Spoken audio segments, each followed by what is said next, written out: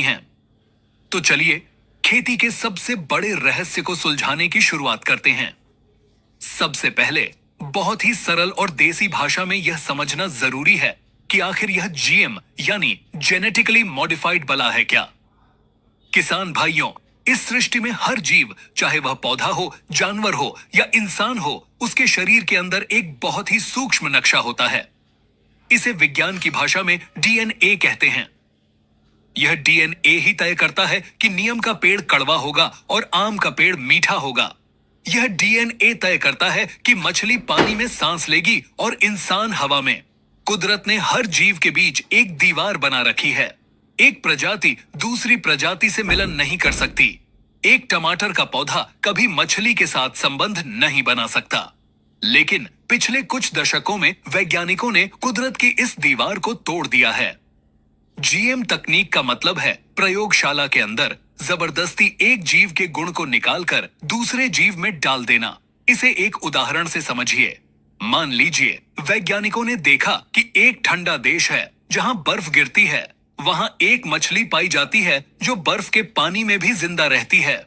वैज्ञानिकों ने उस मछली के शरीर से वह जीन निकाला जो उसे ठंड से बचाता है और उस जीन को एक टमाटर के बीज में डाल दिया। अब जो नया टमाटर पैदा हुआ वह बाहर से तो टमाटर जैसा दिखता है, लेकिन उसके अंदर मछली का गुण है। वह ठंड में खराब नहीं होता। इसे कहते हैं जीएम बीज, यानी ऐसा बीज जो भगवान ने नहीं, इंसान ने लैब में बनाया है। अब सवाल यह आता है कि आखिर इसकी जरूरत क्यों पड़ी? क्या हमारी पारंपरिक खेती में कोई कमी थी? इसके पीछे की कहानी शुरू होती है कीड़ों और बीमारियों से। किसान की सबसे बड़ी दुश्मन सुंडी और इल्ली रही है। सालों से किसान अपनी फसल को बचाने के लिए जहर छिड़कता आया है। इसी समस्या का हल निकालने के लिए वैज्ञानिकों ने बीटी तकनीक खोजी। भारत में जीएम बीजों का प्रवेश द्वार कपास यानी नरमा की फसल से खुला। आपको याद होगा सन 2000 और 2002 का वह दौर। उस समय भारत के कपास किसानों की हालत बहुत खराब थी। अमेरिकन सुंडी, जिसे हम अमेरिकन बॉलवर्म कहते हैं, वह पूरी की पूरी फसल को बर्बाद कर देती थी। किसान बाजार से महंगा कीटनाशक लाता था, स्प्रे करता था, लेकिन सुंडी नहीं मरती थी। किसान कर्ज में डूब रहे थे, आत्महत्याएं बढ़ रही थीं। तभी एंट्री होती है एक विदेशी तकनीक की, जिसका नाम था बीटी कॉटन। अब यह बीटी क्या है, इसे बहुत ध्यान से समझिए। बीटी एक बैक्टीरिया है जिसका पूरा नाम है बैसिलस thuringiensis। यह बैक्टीरिया मिट्टी में पाया जाता है। कुदरत ने इस बैक्टीरिया को एक खास ताकत दी है।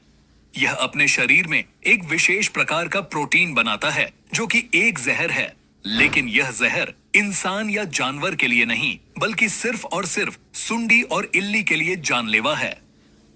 वैज्ञानिकों ने सोचा कि अगर हम इस बैक्टीरिया का यह जहर बनाने वाला जीन निकाल लें और उसे कपास के पौधे के अंदर डाल दें तो क्या होगा।